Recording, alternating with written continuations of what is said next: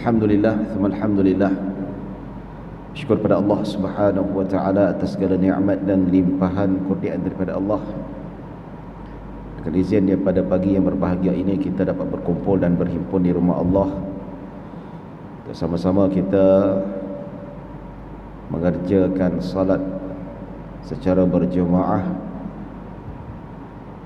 kemudian diikuti dengan majlis ilmu untuk kita menadah jiwa dan raga kita pada pagi ini untuk meneguh sebahagian daripada rahmat Allah Subhanahu wa taala melalui majlis yang diberkati ini.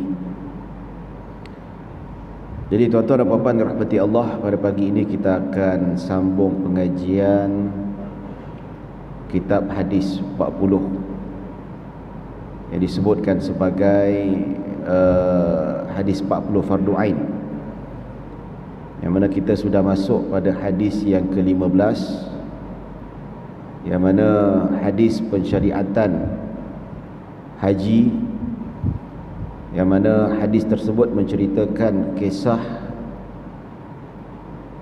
pensyariatan ataupun permulaan ibadah haji tersebut, yang mana ulama berselisih pandangan, ulama sejarah mereka berbeza pandangan dalam menentukan bila bermulanya ibadah haji, berdasarkan perbezaan pandangan dalam menentukan bila terbinanya Masjidil Haram ataupun Kaabah itu sendiri. Pandangan yang masyhur, paling masyhur sekali, mengatakan Kaabah itu dibina, pertama sekali dibina oleh Nabi Ibrahim AS. Wa idh yarfa'u Ibrahimul qawa'ida wa Ismail. Dalam Al-Quran disebut bagaimana Nabi Ibrahim dia mengangkat batu untuk membina foundation ataupun dinding Kaabah itu sendiri. Dan ada juga pandangan mengatakan Kaabah itu dibina pada zaman Nabi Adam AS. Ada riwayat yang sebut, tapi riwayat itu ada juga yang dipertikaikan sanadnya, yang menyebut Nabi Adam membina Kaabah. Dan ada juga satu lagi riwayat yang tidak masyhur, sebelum Nabi Adam diturunkan malaikat membina Kaabah itu sendiri. Jadi atas perbezaan pandangan dalam menentukan bila terbinanya Kaabah ini, maka ulama juga berbeza pandangan bila bermula ibadah haji itu. Adakah bermula pada zaman Nabi Adam ataupun bermula pada zaman Nabi Ibrahim alaihissalam.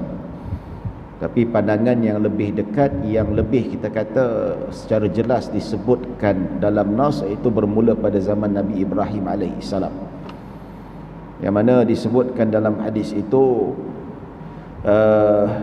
Jibril datang kepada Nabi Ibrahim AS pada hari Tarwiyah, pada hari yang ke-9 itu. Lalu malaikat Jibril membawa Nabi Ibrahim ke Mina, iaitu bermalam, persediaan sebelum berwukuf di Arafah. Dan ini juga dilakukan oleh Nabi SAW pada hari Tarwiyah, pada hari ke-8 Nabi akan bermalam dekat Mina. Lepas bermalam di Mina, tengah hari itu Nabi pergi, hari ke-9. Sebelum tengah hari, Nabi akan pergi ke Arafah pada hari 9 tu. Jadi membaram kat situ. Jadi kalau dapat kita pergi haji, kalau buat cara macam tu, dapatlah, baguslah. Tapi kalau tabung haji memang tak dapat nak buat lah tuan-tuan. Tabung haji dia tak dapat nak laksanakan bermalam di Tarwiyah, hari Tarwiyah, di Mina pada malam Tarwiyah. Jadi sebab saya last terakhir pergi tahun 2017 sebagai petugas tabung haji, ada jemaah dia merumutlah, dia kata kan sunnah Nabi pada 8 Zulhijjah Nabi bermalam di Mina, daripada Mina pergi dekat Arafah. Kenapa tabung haji tak buat? Saya kata tabung haji nak buat, pengurusannya kompleks. Jemaah yang nak dibawa tu lebih kurang pada zaman saya tu hampir 40,000. Bukan sedikit ya. 40,000 ni dia kata nak bandingkan jemaah negara lain tak adalah ramai, mana Indonesia lagi ramai. Ya 40,000. Masalahnya bukan kita aja, banyak lagi. Jadi bukan senang nak sediakan bas daripada Mekah nak pergi ke Mina, Mina nak pergi ke Arafah. Itu satu kerja juga, jam lagi, crowded lagi, macam-macam lah. Bukan senang. Malah kalau nak buat dalam bentuk konteks menghidupkan sunnah Nabi SAW bermaram pada malam tarwiyah di Mina, dia akan menyusahkan, dia akan membebankan, malah mungkin boleh membahayakan jemaah itu sendiri. Ya. Jadi hadis ini yang kita sebutkan, malaikat Jibril dibawa Nabi Ibrahim tunjuk tempat bermalam di Mina. Ya, kemudian di situ di tempat itu Nabi Ibrahim alaihissalam dia solat Zuhur, solat Isyak disebutkan. Selepas itu membawa Nabi Ibrahim ke Arafah. Maksudnya dari segi sudut zahir hadis tu dinampakkan bahawa malaikat Jibril alaihissalam ditunjukkan Nabi Ibrahim macam mana melakukan ibadah haji itu sendiri. Lepas pergi ke Mina, bawa pergi Arafah.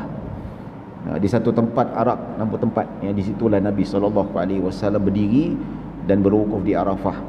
Dan diriwayatkan di situ bagaimana malaikat Jibril solat dengan Nabi Ibrahim, solat Zuhur dan Isyak secara solat Zuhur dan Asar secara jamak. Begitu juga dua waktu yang lain. Seperti mana yang biasa kalau ada yang pengalaman pergi ke haji, memang kita disunatkan untuk jamak tamam, sama ada takdim ataupun takhir, tapi lebih afdal kita lakukan secara takdim walaupun bukan dalam keadaan musafir. Ya. Jadi apabila berada dekat masyair, iaitu berada di Arafah, semua duk jamak, semua negara jamak. Yang mazhab Hanafi ni yang tidak menerima pandangan jamak ketika musafir, tetapi bila di Arafah dan Musdalifah mereka menjamakkan salat. Sebab di sisi mazhab Hanafi, jamak hanya ketika di masyair sahaja, ketika buat haji. Manakala jamak ketika salat, mazhab Hanafi tak ada. Mereka ada hanya qasar sahaja. Jadi kalau pergi musafir, kalau kita di sisi jumhur ulama Syafi'i, Hambali dengan Maliki, kita ada jamak yang secara bentuk jamak hakiki, sama ada jamak takdim dan jamak takhir.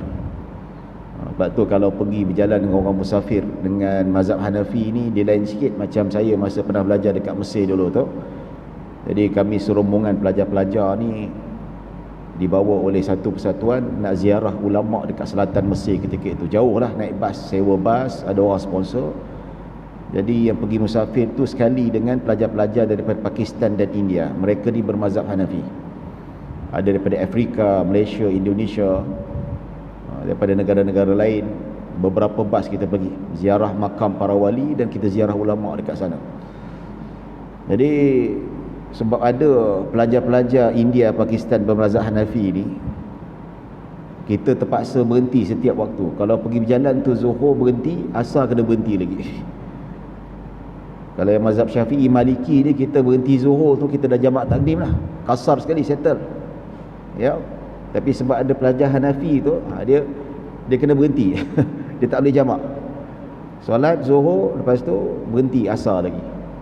Bila time Asar tu, yang dah jamak tu duduk dalam bas lah. Yang India, Pakistan pergi solat. Tapi dia ada kasar ada, tapi jamak tak ada. Tapi di sisi mazhab Hanafi, jamak ketika di Arafah memang ada. Mereka itu saja di sisi mereka. Ya. Kenapa mereka tak menerima jamak ketika musafir? Ada sebab-sebab tertentu dan ada hujahnya. Kalau kita cerita penghujahan kenapa berlakunya perbezaan pandangan antara mazhab Hanafi dengan mazhab jumhur dalam bab ini, maka ceritanya panjang. Antara satunya, mazhab Hanafi dia kata jamak yang dimaksudkan ketika musafir jamak suri.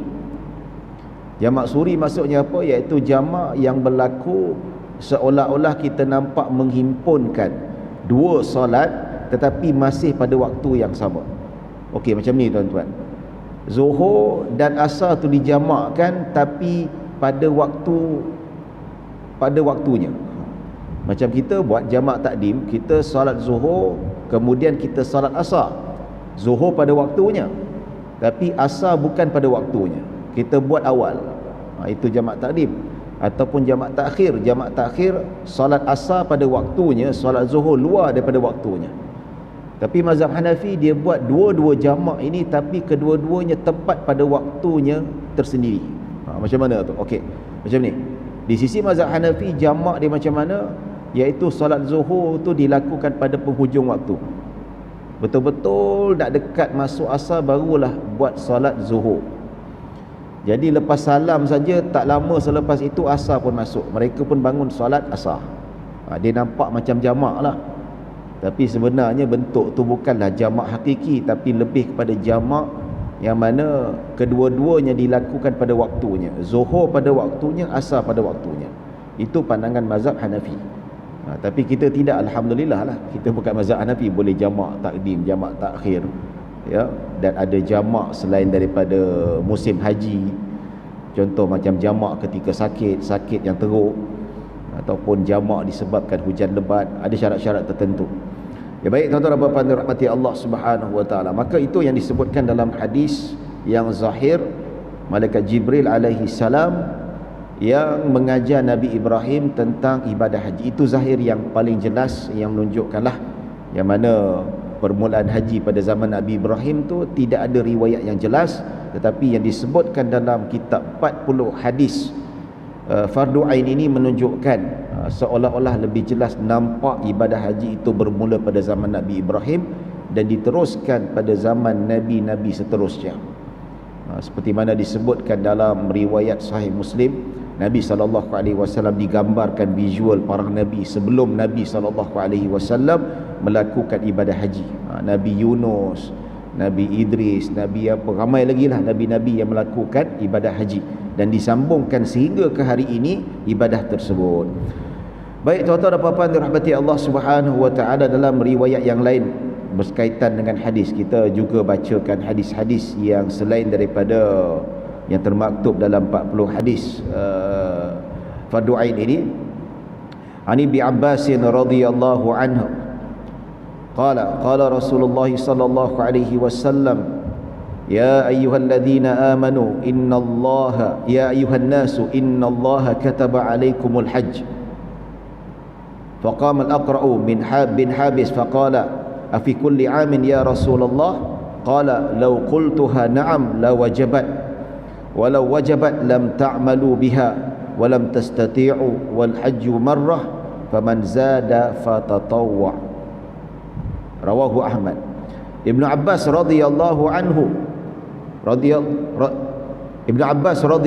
anhu berkata bahawa Rasulullah sallallahu alaihi wasallam bersabda, wahai manusia, sesungguhnya Allah telah mewajibkan ibadah haji ke atas kamu semua. Lalu Al-Aqra' bin Habis bangun lalu bertanya, wahai Rasulullah, adakah ia diwajibkan pada setiap tahun? Baginda sallallahu alaihi wasallam bersabda, jika aku kata ya, pasti ia diwajibkan, dan jika diwajibkan kalian tidak akan melakukannya dan tidak mampu melaksanakannya. Haji itu wajib hanya satu kali, dan sesiapa menambahnya ia adalah sukarela. Itu adalah sunat. Hadis riwayat Imam Ahmad dan An-Nasa'i. Tuan-tuan dan puan-puan dirahmati Allah, hadis tambahan ini cerita tentang kewajipan kefarduan haji ini hanya sekali saja. Hadis jelas sebagai penguat makna bahawa haji ini adalah fardu. Pertama sekali, kalau kita tahu haji ni fardu ain berdasarkan hadis rukun Islam yang 5 itu. Yang kelima Nabi kata antahujjal baita in istata'ta ilaihi sabila, iaitu kamu mengerjakan haji jikalau kamu mampu. Maksudnya sampai tahap kita mampu, kita wajib untuk melaksanakan haji. Dia berbanding kalau solat ni selagi mana mampu, selagi mana hidup, selagi mana bernyawa, kita kena solat walau apa keadaan sekalipun. Tak boleh berdiri duduk, tak boleh duduk mengiring, tak boleh mengiring terlentang. Tak boleh nak sujud, kena bagi isyarat apa saja. Solat dia berbeza. Solat ni kedudukannya yang tinggi. Pensyariatan solat 5 waktu pun diterima di atas langit, di Sidratul Muntaha. nak menunjukkan bahawa betapa mulianya ibadah solat ini. Bukan Nabi naik di atas langit, Allah tu berada di atas langit. Tidak, Allah tidak bertempat. Allah wujud tidak bertempat.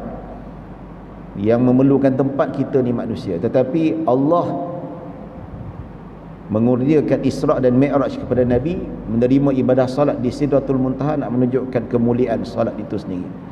Sehingga kan ibadah salat itu sendiri, kalau macam mana keadaan sekalipun, wajib melaksanakan salat, kecuali pengsan ataupun wanita yang ditimpa haid atau nifas. Itu saja. Baik, tuan-tuan dan puan-puan dirahmati Allah. Jadi Nabi SAW bersabda, wahai manusia, sesungguhnya Allah telah mewajibkan ibadah haji ke atas kamu semua. Jadi Nabi sebut seru, ya tuan-tuan. Ada beza perbahasan di sisi para ulama, yang mana ada hadis Nabi sebut wahai manusia, ada hadis Nabi sebut wahai muslimin sahaja. Tetapi dalam hadis ni Nabi tak sebut wahai manusia saja, tapi Nabi seru kepada seluruh manusia. Jadi di situ tuan-tuan ada satu perbahasan yang menjadi titik perbezaan pandangan antara mazhab Hanafi dan jumhur ulama. Okey, saya nak fahamkan maksud perbezaan ini. Persoalan yang kita nak jawab ni tuan-tuan, orang-orang bukan Islam, adakah mereka ini dipertanggungjawabkan dengan hukum-hukum syarak? Maksudnya orang bukan Islam, mereka yang tidak masuk Islam, yang tidak beriman pada Allah, yang tidak beriman pada agama Islam, adakah mereka juga dipertanggungjawabkan dengan ibadah-ibadah yang diwajibkan seperti solat, puasa? Ataupun persoalan nanti kata dekat akhirat nanti orang kafir ni, adakah mereka itu diseksa hanya disebabkan kekufuran mereka, ataupun disebabkan mereka juga tidak solat, disebabkan mereka juga minum arak, disebabkan mereka berzina dan sebab gitu-gitu. Maksudnya orang kafir, orang bukan Islam yang dekat luar sana tak solat 5 waktu, adakah dicatat dosa? Ataupun orang bukan Islam dekat luar sana dia minum arak, adakah dicatat dosa atau tidak? Di sini persoalan, nak menjawab persoalan ini ada perbezaan pandangan di sisi para ulama. Pandangan pertama, pandangan jumhur, iaitu pandangan mazhab Syafi'i, Maliki dengan Hambali. Mereka mengatakan bahawa sesungguhnya al-kuffar mukhatabuna bi ahkam syar'iyyah. Sesungguhnya orang bukan Islam, mereka juga dipertanggungjawabkan ke atas hukum-hukum syarak. Kalaulah mereka mati dalam keadaan kufur, dekat akhirat nanti mereka bukan hanya diseksa disebabkan kekufuran mereka sahaja, tetapi mereka juga diseksa atas sebab tak solat, minum arak, berzina dan sebagainya. Itu pandangan majoriti ulama.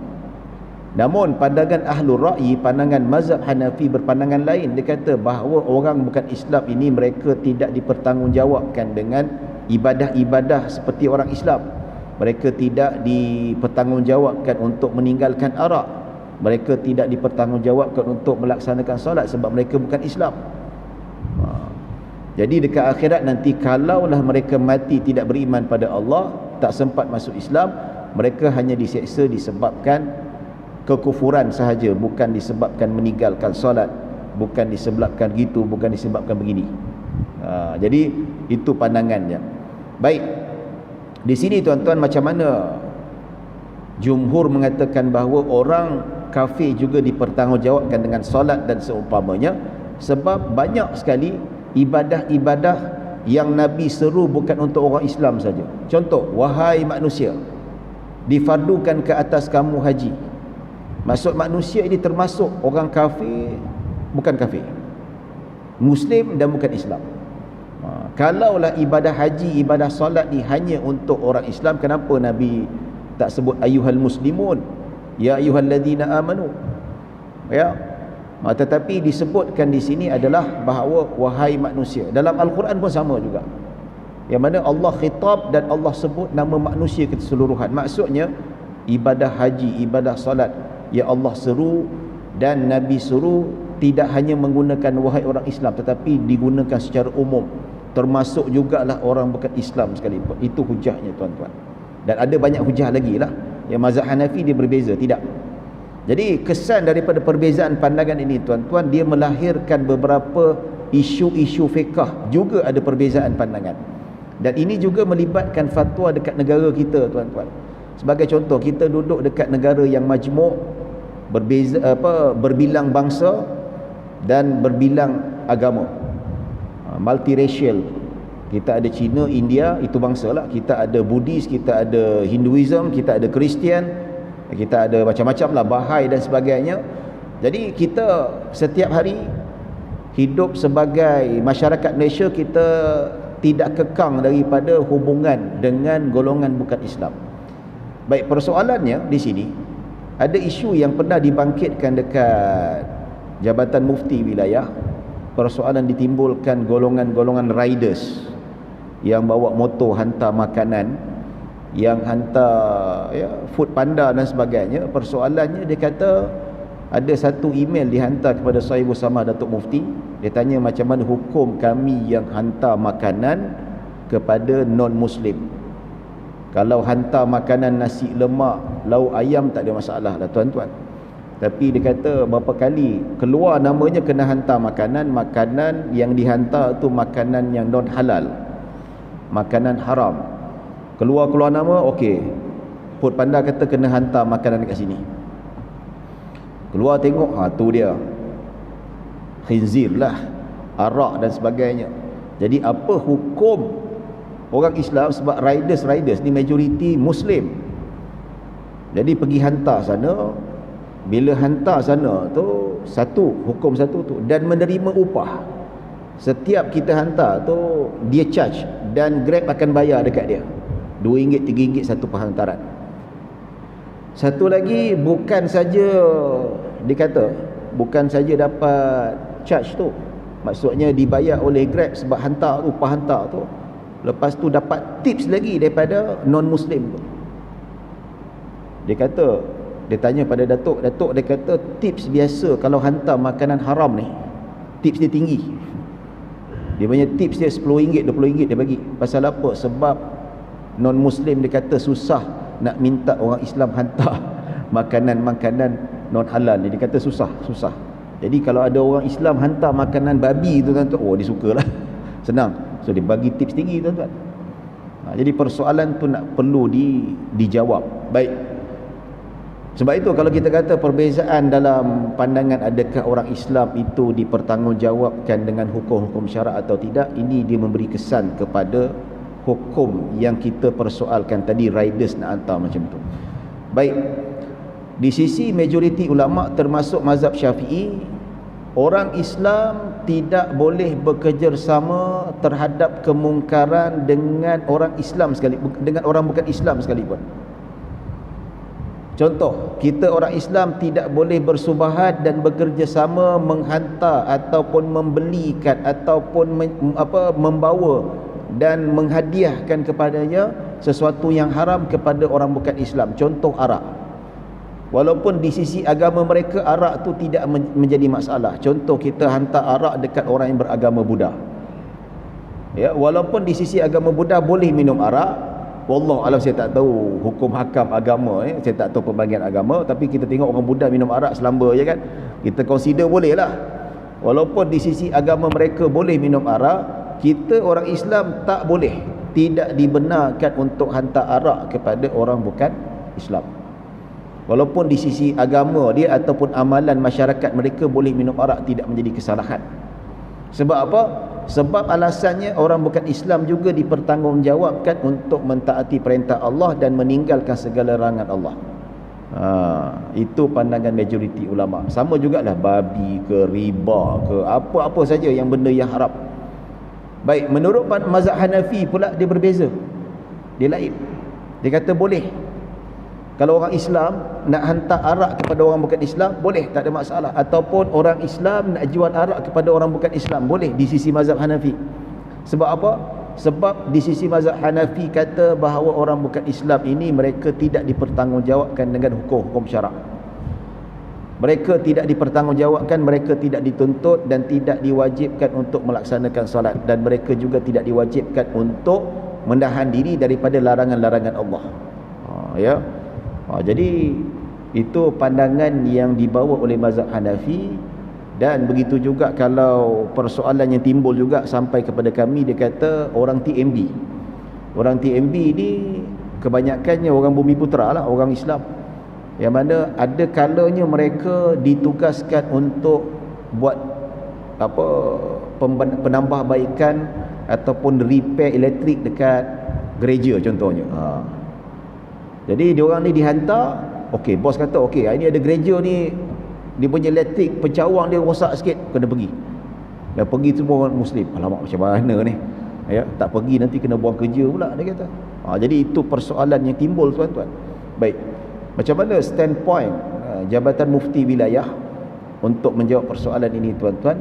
Baik, fatwa telah diputuskan untuk golongan-golongan rider ni yang hantar makanan non halal kepada non muslim.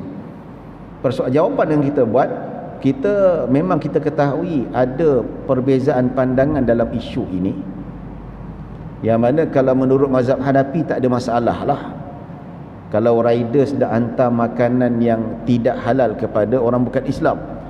Tetapi persoalan kalau kita lihat dalam Akta 505 Wilayah Persekutuan, Akta Undang-Undang Islam, yang menyatakan bahawa pandangan yang diamalkan, termasuklah fatwa yang diamalkan, perlu mendahului pandangan muktamad mazhab Syafi'i.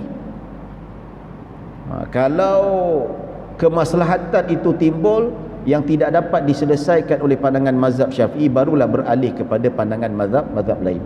Jadi kalau ikut perundangan, sama ada mahkamah syariah ataupun penguatkuasaan ataupun dari segi sudut bidang fatwa di wilayah persekutuan, kita terikat dengan seksyen 505 yang mengikat mazhab Syafi'i sebagai teraju utama, tuan-tuan. Jadi dari segi sudut fatwa, kita tak nak terus pergi ke mazhab lain, walaupun ada peruntukan boleh pergi ke mazhab lain atas maslahat, atas kebaikan untuk masyarakat. Baik, jadi jalan tengah yang telah dibincangkan dalam mesyuarat fatwa yang dipengerusikan oleh Sahibul Samah Datuk Mufti dan dibantu oleh ahli jawatan kuasa perundingan hukum syarak ataupun AJK Fatwa, memutuskan bahawa rider-rider ni boleh menghantar makanan-makanan yang tidak halal kepada orang bukan Islam dalam keadaan terdesak ataupun dalam keadaan yang tidak boleh dielakkan. Sebagai contoh, rider ni dia terikat dengan peraturan Grab ataupun peraturan yang disebut apa jenama tu, Fat Food Panda. Kalau terima arahan, mereka kena hantar. Mereka tak boleh simply easy nak tolak macam tu. Kalau mereka tolak, okey, keluar. Dia tolak, ada certain time banyak kali tolak, dia kena buang. So bila kena buang, dia tak boleh nak cari rezeki lagi dah. Ada anak, ada isteri macam tu, ya. Dia bukan macam kita dah daftar bawa Grab, keluar tu okey, keluar kat kita tak nak ambil, kita tak nak terima job tu. Nanti Grab akan detect, oh dia ni tak nak hantar lah, tak nak hantar. Kalau sampai beberapa kali, ini yang dululah, sekarang ni saya tak tahu macam mana, sebab saya pun tak pernah bawa Grab. Ini berdasarkan laporan orang Grab sendiri yang cakap. Jadi kita sebelum nak keluarkan fatwa, kita kena check satu persatu apa situasi, kita kata kasih faham sampai mana tahap darurat yang mana mereka itu diberi jalan keluar. Jadi dia kata, okey Ustaz, kalau kami tak terima beberapa kali ini, kami akan di-ban oleh Grab. So bila di-ban, kami tak boleh lagi terima, kami tidak boleh menghantar lagi makanan. Bila tak boleh hantar makanan lagi, kami tak ada duit lah, tak dapat pendapatan, ya. Jadi apa dia buat? Okey, di sini fatwa mengatakan mereka boleh hantar selagi mana kalau mereka boleh elak, mereka wajib elak. Sebab di sisi majoriti ulama tak boleh kita nak hantar tu. Tapi atas dasar hajat, kalau mereka tak hantar disebabkan buang kerja, maka mereka boleh hantar. Di sini kita tak terus ambil mazhab Hanafi, tuan-tuan. Kalau kita ambil mazhab Hanafi, nanti rider-rider ni dia akan sesuka hati, dia memang duk hantar makanan haram je, dia tak ada hantar benda lain. Sebab apa? Memang ikut laporan, tuan-tuan, kalau hantar makanan haram ni tipsnya tinggi. dia punya upah tu biasa je tuan-tuan, tapi fee orang-orang bukan Islam dibagi fee. Kalau macam hantar McD ke hantar nasi ayam yang halal tu, dia punya tip RM1 RM2 je dapat, okey lah kan. Tapi kalau hantar khinzir ni, dia punya tip tu tinggi, RM10, RM8. Jadi kalaulah kita ambil mazhab Hanafi terus, boleh hantar secara total tanpa ada pengikat. Rider-rider ni lepak kawasan Cina tuan-tuan.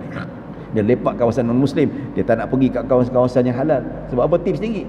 Jadi untuk kita mengekangkan supaya mereka tidak bersusuka hati untuk bermudah-mudah dalam hal ini, iaitu mereka boleh hantar dalam keadaan yang terdesak sahaja, ataupun dalam keadaan mereka ini sangat memerlukan. Kalau tidak memberi efek kepada job dan tugasan mereka, mereka tak boleh lagi cari makan. Dan satu syarat lagi, keputusan fatwa kata hasil kutipan penghantaran makanan yang tidak halal itu hendaklah disedekahkan kepada fakir miskin ataupun disedekahkan kepada Baitul Mal. Sebab apa? Sumber yang tidak halal perlu dibersihkan. Sebab apa? Harta-harta yang haram ini yang tak boleh kita nak makan, sebab you hantar makanan tidak halal, dia ada upah dia. So upah tu sedekah kepada awam di Baitul Mal lah, buat jalan raya ke, buat tandas ke, buat sekolah dan sebagainya, ataupun disedekahkan kepada fakir miskin yang dibenarkan. Jadi bila kita keluarkan resolusi fatwa itu, so kita kongsikan dekat negeri-negeri lain. Selangor pun pakai, Pahang pun pakai, Negeri Sembilan pun pakai, tapi lebih krusial diperlukan dekat Selangor dengan wilayah lah. Supaya apa? Supaya memudahkan kita memberi kata pemutus kepada rider-rider ini semua, supaya mereka dapat gambaran dan ada had mana yang mereka boleh hantar dan mana yang mereka tidak boleh hantar. Itu sedikit perkongsian lah tuan-tuan. Jadi yang macam TNB ni, dia terpaksa repair dekat gereja ni, itu kita kata memang tak boleh nak kata apalah, sebab tugasan. Nak mengharapkan petugas-petugas non-Muslim berapalah, sangat tak ramai. Boleh, tapi kadang-kadang mereka ada jadual sendiri. Jadi dalam hal itu terpaksa kita pakai pandangan mazhab Hanafi, membolehkan. Dan ada satu lagi, Kementerian Perpaduan pun ada datang juga. Dia bertanya soalan tentang bagaimana kerajaan perpaduan ini, dia ada dana kerajaan yang mana dana kerajaan itu disalurkan dekat rumah-rumah ibadah bukan Islam. Jadi bila rumah ibadah tu disalurkan, jadi termasuklah untuk pembaikan, penambahbaikan kat rumah ibadah tu. Jadi setiap penambahbaikan tu kerajaan akan tentukan kontraktor.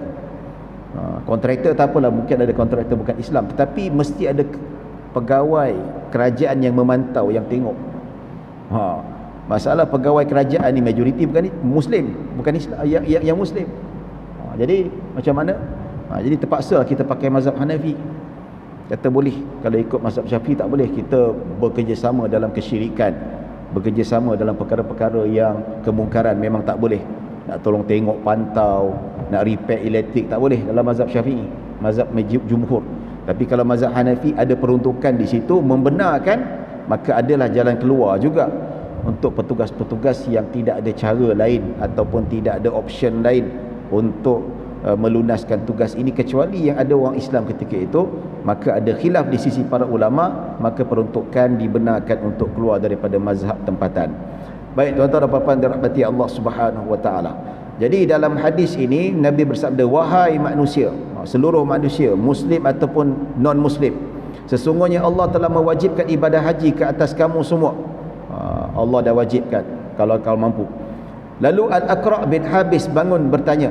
Seorang sahabat namanya Al-Aqra' bin Habis, dia bangun dan bertanya kepada Nabi SAW, wahai Rasulullah, adakah ia diwajibkan pada setiap tahun? Setiap tahun ke Rasulullah? Maka baginda SAW bersabda, jika aku kata ya, pasti ia diwajibkan, dan jika diwajibkan, kalian tidak akan melakukannya dan tidak mampu melaksanakannya. Nabi kata dalam riwayat lain, Nabi kata, adakah aku bercakap, adakah aku kata wajib setiap tahun? Tak ada. Jadi kalau aku kata tak wajib, tak wajib lah, maksudnya sekali saja. Dan kalaulah setiap tahun diwajibkan melaksanakan haji, tak masuk akal. Nabi kata, mana mungkin nak melakukan haji setiap tahun, nak melakukan sekali seumur hidup pun susah, apatah lagi pada zaman Nabi SAW kepayahannya dahsyat. Dia bukan ada teknologi macam kita ni, nak kena naik unta, perbelanjaan, berbulan-bulan, perjalanan yang cukup jauh dan sebagainya. Bukan mudah lah, bukan mudah. Dan sebab itu Nabi kata, kalau diwajibkan setiap tahun, kamu tidak akan melakukannya. Dan kamu tidak akan mampu. Tidak akan mampu dan tidak akan melakukannya. Maksudnya tak mampu. Dan di sini menunjukkan agama Islam itu agama yang bersesuaian dengan kemampuan kita. Allah tidak akan mewajibkan sesuatu amalan itu kecuali ikut kemampuan, dan Allah tahu kemampuan manusia. Jadi kalau buat tiap-tiap tahun, bayanglah susah macam mana. Kalau duduk Mekah okey juga, yang duduk Malaysia tuan-tuan tiap-tiap tahun, susah. Jadi hadis ini Nabi kata Islam tidak membebankan umatnya. Hanya Nabi mewajibkan, iaitu Allah Subhanahu Wa Taala mewajibkan sekali sahaja, itu pun bagi mereka yang mampu. Kalau yang tak mampu, tak ada duit, sehingga kan tak dapat nak pergi haji, maka tak ada isu lah tuan-tuan. Kita alhamdulillah lah, kita ada subsidi kerajaan, masuk duit 12,000, the rest kerajaan tanggung. Alhamdulillah lah, tak apa.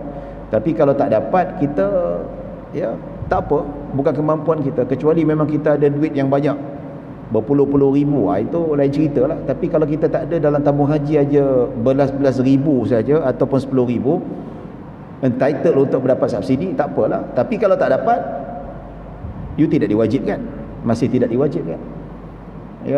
Yalah, biasalah orang nak pergi haji ni, kadang-kadang dia bising lah, dia bising, saya ni dah daftar lama, dah buat rayuan dah lama. Sebab tu saya setujulah tindakan kerajaan sekarang ni, maksudnya subsidi itu diikut grade. Kalau B40 subsidi penuh, kalau T20 kena bayar penuh, dia bukan tak ada subsidi. Baguslah. Kalau dulu semua pukul rata tuan-tuan, yang pangkat tinggi, yang jutawan pun dapat subsidi, macam tak cantik lah, tak cantik. Tapi okeylah sekarang ni, dia tengok tangga gaji macam mana, jawatan macam mana, itu lebih sesuai dan itu lebih menepati syarak. Nabi pun kata, in istata'ta ilaihi sabila, jikalau kamu mampu. Kalau tak mampu, tak wajib. Jadi yang dapat subsidi ni alhamdulillah, bersyukur. Tak dapat, you masih tidak diwajibkan. Ni duk hentam tabung haji, bila saya nak pergi, saya nak pergi tu. Itu maksudnya ihsan daripada tabung haji, ihsan daripada kerajaan nak tentukan kamu pergi atau tidak. Maksudnya kerajaan kalau nak bagi kamu pergi, bagilah. Kalau tak nak pergi, itu hak dia. Kalau kamu tak pergi pun, kamu masih lagi tidak diwajibkan.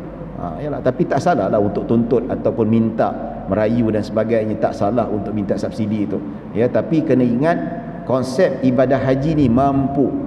Sebab itu dalam syarat sah ataupun syarat wajib haji ini diletak satu syarat khusus, al-istita'ah, kemampuan. Kalau dalam tabung haji ada 11,000, 12,000, masih lagi tak mampu.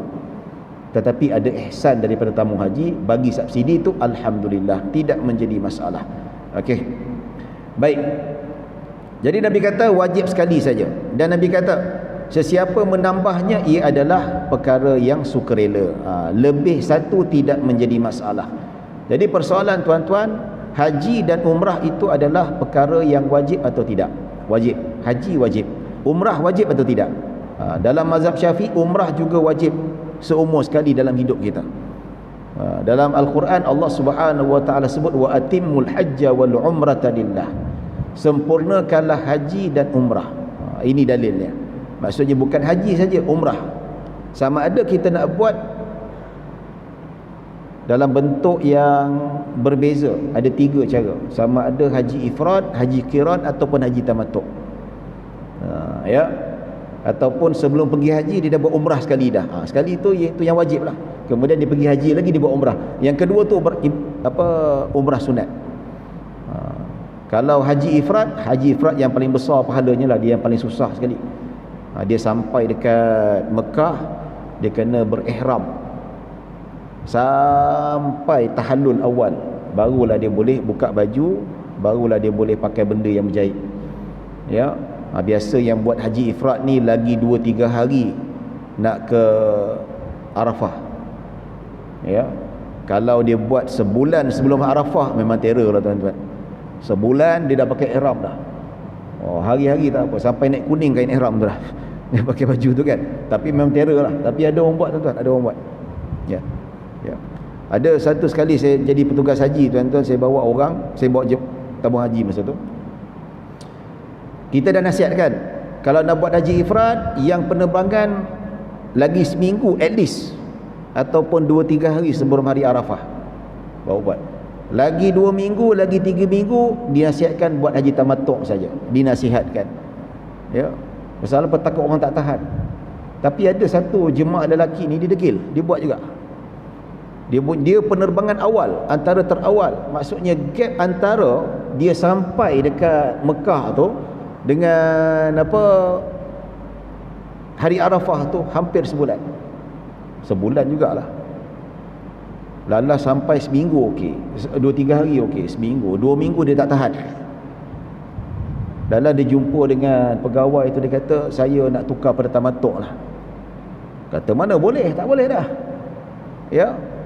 Memang dalam muzakarah tabung haji, orang yang dah niat ifrad tak boleh nak tukar pada tamattu', tak boleh. Haram, berdosa.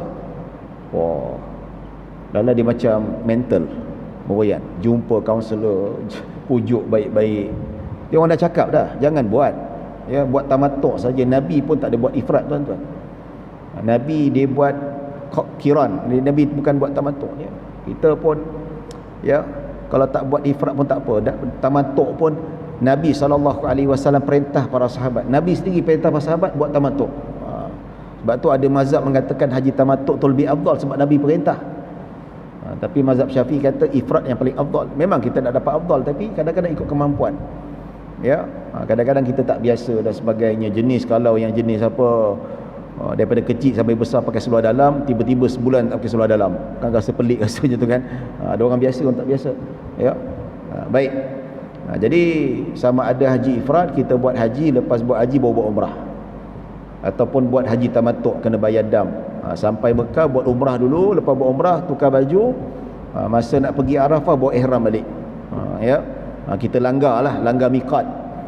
Bila langgar miqat tu, kita tak berihram di miqat tu, maka kena bayar dam seekor kambing. Ataupun buat haji qiran. Haji qiran kita buat gabungkan sekali dua-dua haji dan umrah. Naik kapal terbang ya, kita sampai dekat kita buat haji tawaf kudum, kita buat sa'i dan sebagainya. Lepas tu kita niat sekali untuk buat umrah ya. Baik tuan-tuan dan puan-puan dirahmati Allah Subhanahu wa taala. Maka Nabi kata lebih daripada itu hukumnya adalah sukarela. Ini menunjukkan bahawa ibadah haji boleh ataupun disunatkan untuk melakukan lebih daripada sekali.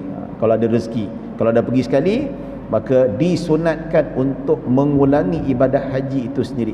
Nabi kata faman zada fatatawwa, sesiapa yang menambah maka itu adalah sukarela, maksudnya sunat dilakukan. Sama juga dengan umrah ya. Baik, sebagai penutup kita baca satu lagi hadis an Anas bin Malik radhiyallahu anhu qala i'tabara Rasulullah sallallahu alaihi wasallam arba'u umarin kulluhunna fi Zilqa'dah illa allati kanat ma'a hajjatihi umrah min al-Hudaybiyah fi Zilqa'dah wa umratan min al-'am al-muqbil fi Zilqa'dah wa umratan fil min al-Ja'rana haitsu qassama ghanaima Hunain fi Zilqa'dah wa umratan min ma'a hajjih. Anas bin Malik radhiyallahu anhu berkata Rasulullah sallallahu alaihi wasallam mengerjakan umrah sebanyak 4 kali. Nabi buat umrah sebanyak 4 kali dan haji sekali. Baik, kesemuanya di bulan Zulqa'dah kecuali umrah baginda bersama haji. Ya. Maksudnya Nabi buat umrah 4 kali, 3 kali pada bulan Zulqa'dah, hanya sekali saja pada bulan Zulhijjah, iaitu Nabi gabungkan dengan haji. Ya. Baik. Umrah tersebut pertama umrah di Hudaybiyah pada bulan Zulqa'dah. Nabi nak pergi pertama kali buat umrah tetapi tak dapat masuk. Tentera Quraisy halang Nabi masuk ke dalam Mekah untuk buat umrah. Jadi sebab Nabi tak dapat buat, maka Nabi pun ihsar, maksudnya sembelih kambing untuk tahallul. So Nabi dah niat ihram, jadi tak dapat masuk. Bila tak dapat masuk, tak dapat nak laksanakan ibadah umrah. Maka nak tahallul macam mana? Sembelih seekor kambing. Maka tahallul lah seperti itu. Samakan kes tahun berapa, 4-5 tahun lepas, ada satu sekumpulan jemaah kena scam dengan travel agency buat haji. Dia buat haji sampai dekat Jeddah, tengok-tengok visa muka orang lain, pasport dia, tapi dia punya visa tu muka orang Afrika. Jadi visa haji tu yang dibuat oleh travel agency tu, orang Malaysia tu kena scam. So kena scam, daripada Jeddah mereka dihantar balik, pergi dekat balik Malaysia. Dan ada yang sudah berihram, tuan-tuan, yang sudah berihram. Nampak? Jadi macam mana, tuan-tuan? Kalau dia tidak niat bersyarat, kena sembelih seekor kambing lah, untuk tahallulkan dia. Macam tu juga, sebab Nabi tak dapat masuk untuk buat umrah, ditahan oleh tentera Quraisy, maka untuk mentahallulkan Nabi sembelih seekor kambing. So jemaah-jemaah yang tak dapat masuk dihantar balik ke Malaysia tu terhalang untuk buat haji, sedangkan mereka sudah berihram, sembelih seekor kambing. Siat dah lah, duit habis, lepas tu patah balik, tak boleh masuk buat haji, menangis hajah-hajah makcik-makcik semua. Allahu Akbar. Ya, baik, itu Hudaibiyah yang pertama. Kemudian pada tahun itu, pada tahun Hudaibiyah tu tak dapat masuk, tahun depan baru mereka dibenarkan untuk buat haji, dibuat umrah, dibenarkan. Maka Nabi buat umrah qada. Pada tahun hadapan, pada Zulkaidah, pada bulan Zulkaidah tahun depan, tahun ni tak dapat masuk, dihalang, Nabi sembelih seekor kambing untuk tahallul. Manakala yang ketiga, umrah dari Al-Ji'ranah. Ada satu tempat Ji'ranah, tempat miqat. Kita biasa pergi Tan'im kan, ada siapa? Ji'ranah, di mana baginda sallallahu alaihi wasallam membahagi-bahagikan harta rampasan daripada peperangan Hunain. Jadi selepas pembukaan kota Mekah, ada beberapa kabilah nak serang Nabi Muhammad, nak serang Islam, maka Nabi dengan tentera Islam lawan dalam perang Hunain. Bila menang perang Hunain, maka Nabi pun pergi dekat Ji'ranah membahagi-bahagikan harta rampasan perang. Di situlah Nabi berihram untuk buat umrah masuk ke dalam Mekah. Itu umrah Nabi yang kali ketiga. Dan keempat, umrah bersama haji baginda, iaitu pada bulan Zulhijjah. Itu sekalilah pada tahun ke-9 Hijriyah yang Nabi SAW melakukan ibadah haji. Sekali je lah Nabi buat haji, yang diriwayatkan Nabi lontar macam mana, Nabi buat sa'i macam mana, Nabi tawaf macam mana. Itu semua pada satu-satunya haji Nabi yang diriwayatkan sekali saja yang dilakukan oleh Nabi SAW. Manakala yang tiga lagi yang Nabi lakukan adalah umrah. Jadi itulah yang ulama kata Nabi buat haji kiran.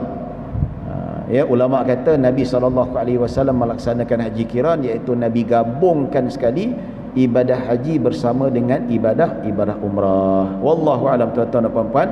Setakat itu saja yang dapat kita bincangkan. Mudah-mudahan kita mendapat rahmah dan maghfirah. Mohon maaf kalau ada salah silap, kalau ada kekurangan yang baik hanya daripada Allah Subhanahu wa taala, kekurangan daripada diri saya sendiri. Aqulu qawli hadza wa astaghfirullahal azim li wa lakum wa lisairil muslimina wal muslimat wal mu'minina wal mu'minat. Bismillahirrahmanirrahim. Allahumma ja'al jam'ana hadza jam'an marhuma wa tafarruqana min ba'di tafarruqan ma'suma. Allahumma la tada' fi maqamina hadha dhanban illa ghafarta wa la hamman illa farajta wa la maridan illa farajta wa la maridan illa qadait wa la maridan illa shafaitah wa la hajata min hawaijid dunya wal akhirati illa qadaitaha ya rabbal alamin. Wa sallallahu ala sayyidina Muhammadin wa ala alihi wa sahbihi wasallam. Alhamdulillahi rabbil alamin. Assalamualaikum warahmatullahi wabarakatuh.